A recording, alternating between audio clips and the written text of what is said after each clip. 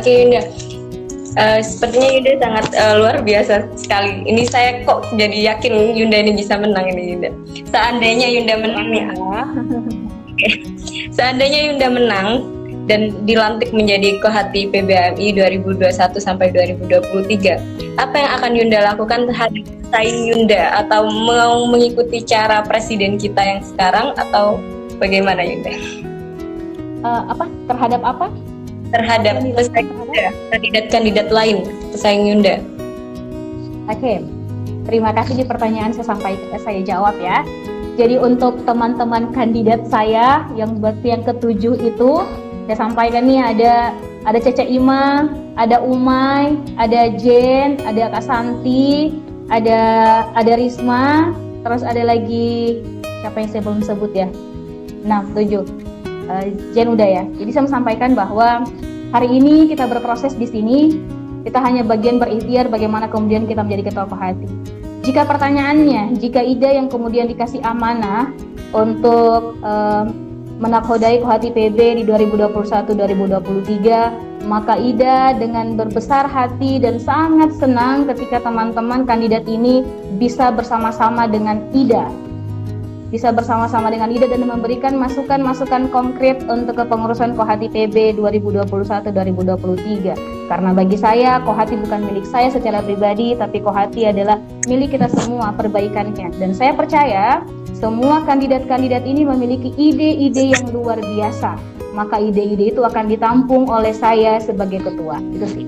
Mengajak mereka, bahkan meminta mereka untuk duduk memikirkan Kohati ke depannya jika mereka berkenan tentunya. Oke Yunda, itu kan sudah menjawab pertanyaan yang sebelumnya. Boleh saya tahu sejauh mana persiapan Yunda untuk mengikuti kontestasi maksud saya Yunda? Ya, bicara masalah kesiapan kontestasi sampai hari ini, tentunya untuk dalam proses perkandidatan di bursa kita baru selesai fit and proper test. Sekarang tinggal menunggu keputusan atau hasil dari fit and proper test.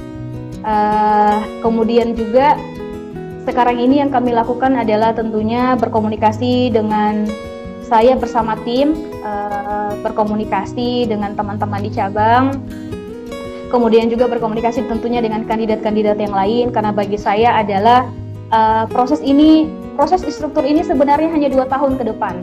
Yang abadi adalah setelah kita berproses dari sini. Maka yang paling penting bagi saya hari ini adalah bagaimana kemudian saya menjaga silaturahim saya terhadap tim-tim yang membantu saya, terhadap senior-senior, terhadap kandidat-kandidat, terhadap teman-teman di Batku dan terhadap teman-teman di cabang. Jadi yang saya lakukan sekarang adalah silaturahimnya yang saya jaga. Persoalan pilihan itu saya kembalikan kepada teman-teman cabang. Yang penting hari ini adalah baru sampai di titik ini pun saya sudah bersedia untuk diberikan masukan. Jadi silahkan di CV saya sudah ada nomor kontak. Jangankan saya menjadi ketua Kohati nanti dulu, saat sekarang saja sudah bersedia diberikan masukan. Terima kasih.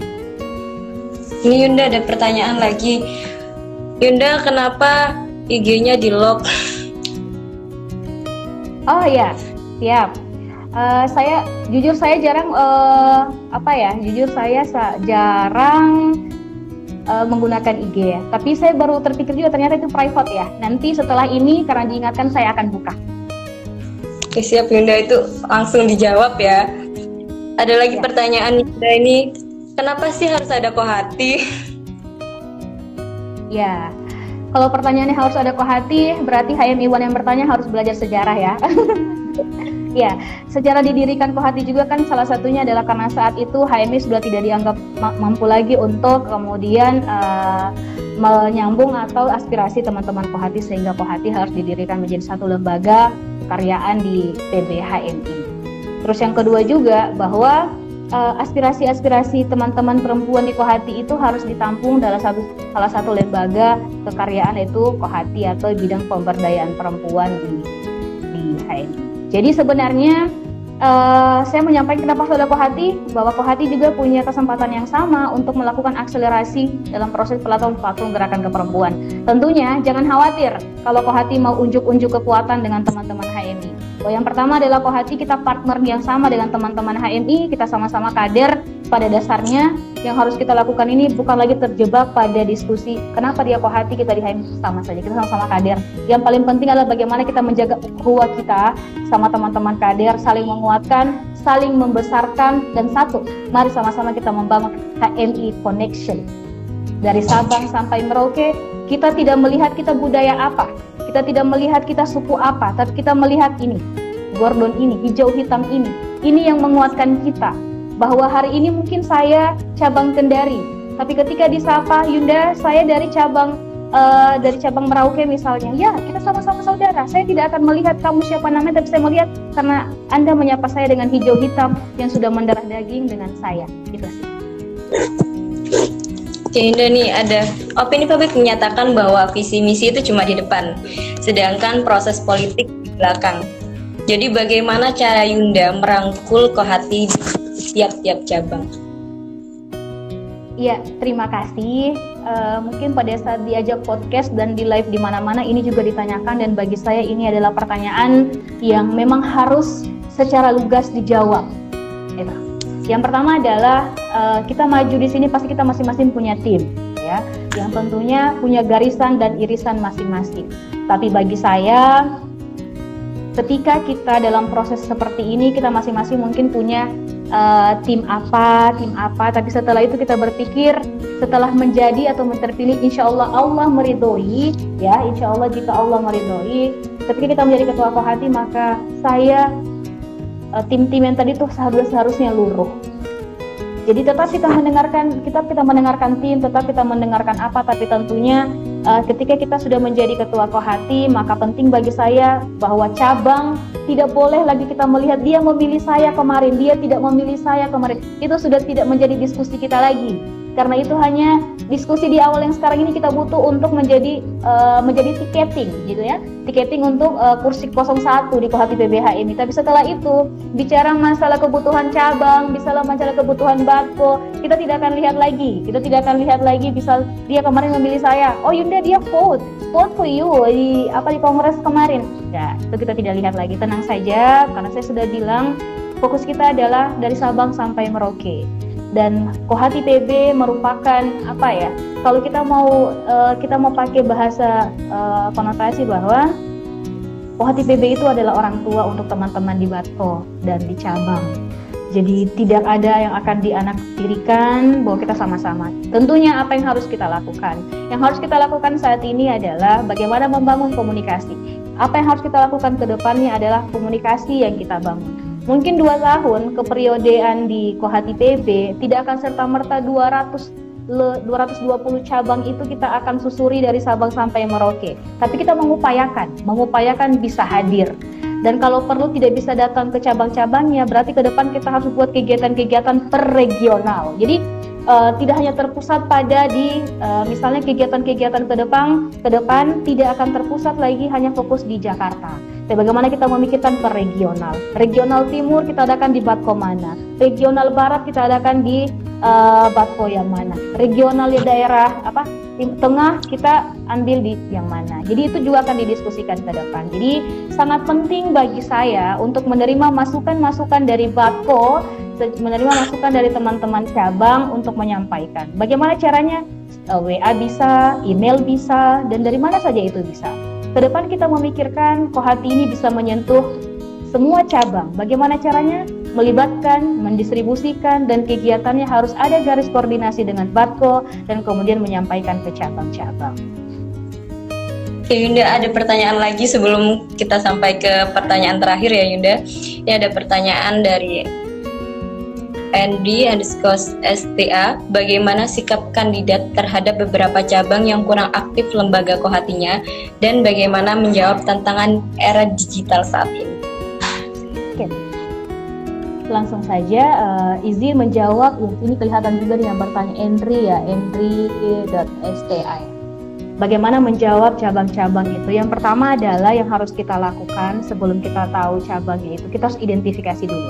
Kita harus identifikasi dan inventarisir cabang, beberapa cabang Kohati yang kemudian sudah tidak aktif. Setelah tidak aktif, kita harus tahu kontak personnya dan atau kontak lembaganya agar kita tahu bagaimana kondisi hari ini di cabang, apa sebenarnya permasalahan sehingga mereka tidak aktif. Biar kemudian Kohati tahu, tentunya Kohati harus sebelum turun ke cabang harus berkoordinasi dulu dengan Batko-nya. Biar juga kemudian Batko bisa memberikan gambaran terhadap kami dari PB dan juga Batko bisa menyuplai aspirasi itu dari teman-teman di cabang yang bermasalah. Apa yang kita lakukan? Kita harus gerak cepat. Kita harus cara gerak cepat setelah tahu masalahnya, setelah kita identifikasi permasalahannya, baru kita lakukan apa solusinya. Kemudian bagaimana menjawab tantangan era digital saat ini. Bicara masalah tantangan era digital, sebenarnya ini selain menjadi tantangan, ini juga menjadi peluang dan juga kemudian memudahkan kita tentunya. Kenapa kemudian saya katakan ini menjadi peluang dan juga memudahkan untuk kita? Karena komunikasi seperti ini misalnya. Contohnya, klausannya adalah saya tidak harus bertemu dengan Badria secara langsung, tapi saya bisa dimoderatori oleh Badria, yang mungkin saya sekarang Badria lagi di Jawa Barat di mana begitu. Jadi kedepannya Kohati itu harus bisa berkomunikasi yang menggunakan versi-versi digital ini gitu. Jadi saya bisa menyapa teman-teman di Merauke, saya bisa menyapa teman-teman yang ada di Sabang, saya bisa menyapa teman-teman yang ada di Aceh, gitu ya. Untuk mengetahui deh gimana permasalahan di Aceh, beri gambaran dong ke Kohati PB. Gimana permasalahan teman-teman di Merauke, beri tantangan, gambaran dong, deskripsi dong ke kita di teman-teman Kohati PB. Terus tolong dong identifikasi cabang-cabang mana yang bermasalah di Aceh. Tanda kutip masalahnya, berapa cabang sih yang aktif? Kenapa dia tidak aktif? Oh kak, karena sudah lama tidak muskoh lagi. Dipercepat dong. Dicari dong pengurus-pengurusnya. Apa yang bisa Kohati PB lakukan? Oh kak, kita butuh pengawalan kak. Kita butuh Kohati PB harus hadir untuk memberikan semangat. Ya kami hadir. Karena kebutuhannya adalah ternyata ingin disapa oleh teman-teman Kohati PB. Mungkin tidak aktif karena selama ini merasa tidak mendapatkan perhatian, tidak mendapatkan care begitu dari teman-teman. Kak, kami butuh deh. Kami butuh kakak turun ke cabang kami karena mereka butuh support. Oke, kami hadir. Kalau kondisi COVID begini kami tidak bisa hadir, ya sediakan seperti Zoom meeting ataupun seperti ini. Dengan begini kan kita bisa saling menguatkan. Gitu. Tentunya bicara masalah Kohati, tentunya dari cabang yang satu dengan cabang yang lain berbeda ya. Bisa saja karena pengurusnya yang sudah kemudian kerja, bisa saja kemudian pengurusnya karena sudah ada aktivitas yang lain, atau saja ada masalah perpolitikan. Itu yang harus kita identifikasi dulu, karena untuk menjawabnya pasti berbeda polanya, tergantung dengan apa masalahnya. Jadi teman-teman cabang, teman-teman Batko, mohon kami dibantu ke depannya untuk selalu memberikan informasi update terkait teman-teman di cabang masalahnya apa. Kemudian juga ke depan kita akan bantu dengan membuat listing ataupun database. Jadi ke depan itu kita berharap database Kohati itu sudah bisa kita susun. Jadi ini butuh kerjasama dari teman-teman komisariat untuk melis anggota Kohatinya dan juga cabang untuk update, dan teman-teman Batko untuk mengupdate dan menyampaikan ke kami. Nanti kita akan buatkan aplikasi. Sebenarnya aplikasinya itu Kemenpora itu sudah mau bantu. Ada kemarin kami habis ikut pelatihan di Kemenpora, itu sedang ada aplikasi untuk teman-teman organisasi Cipayung untuk update informasinya. Kalau seandainya itu sudah bisa digunakan, maka itu yang kita akan gunakan karena kuotanya besar. Tapi seandainya itu belum bisa dioperasionalkan, maka ke depan Kohati harus berpikir menyediakan aplikasi untuk database ini. Karena ini sangat penting. Kita bisa tahu keaktifan juga karena kita lihat dari bagaimana proses perkaderannya. Berjalan tidak? Kalau tidak berjalan berarti ada masalah. Jadi kita harus juga punya instrumen-instrumen penilaian, gitu. Instrumen-instrumen penilaian biar kita mudah dalam mengidentifikasi dan menetapkan solusinya. Itu sih dari saya. Oke, pertanyaan terakhir Yunda karena waktunya udah mau habis ya Yunda ya. Last but last Yunda.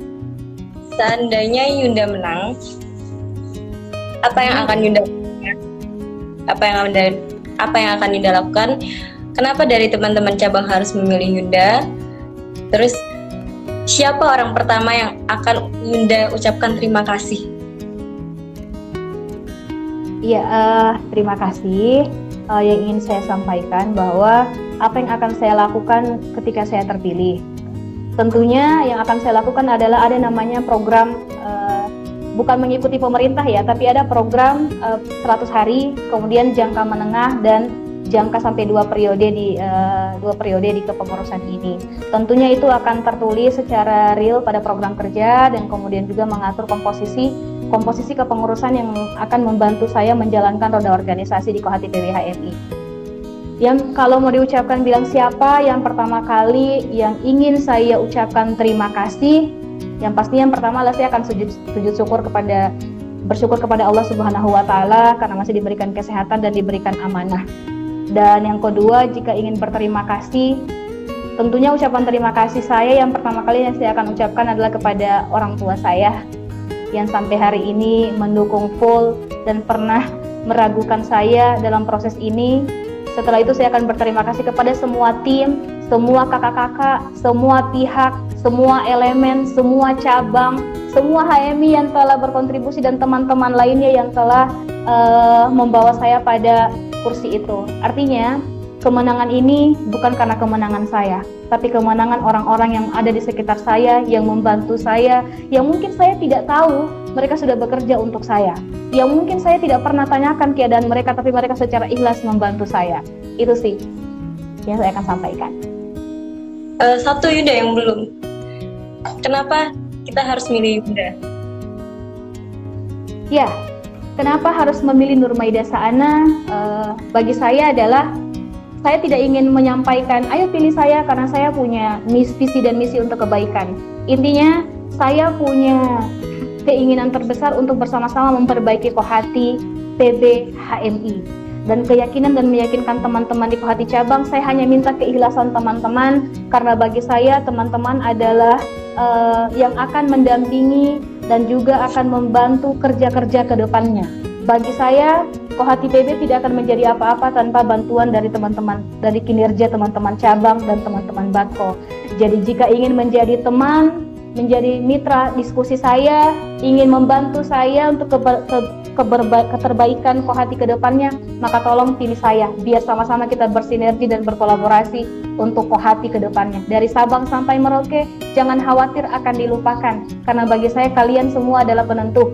Karena Kohati ke depannya tidak bisa hanya Nurmaida Saana saja yang kerja, tidak bisa hanya kepengurusan Kohati PB saja yang kerja, tapi untuk kebaikan Kohati ke depannya kita butuh partisipasi dari cabang, dari Batko, tentunya adik-adik di komisariat juga. Jadi mari pilih saya untuk kebaikan Kohati ke depannya. Oke, terima kasih Yunda. Assalamualaikum warahmatullahi wabarakatuh. Waalaikumsalam warahmatullahi wabarakatuh.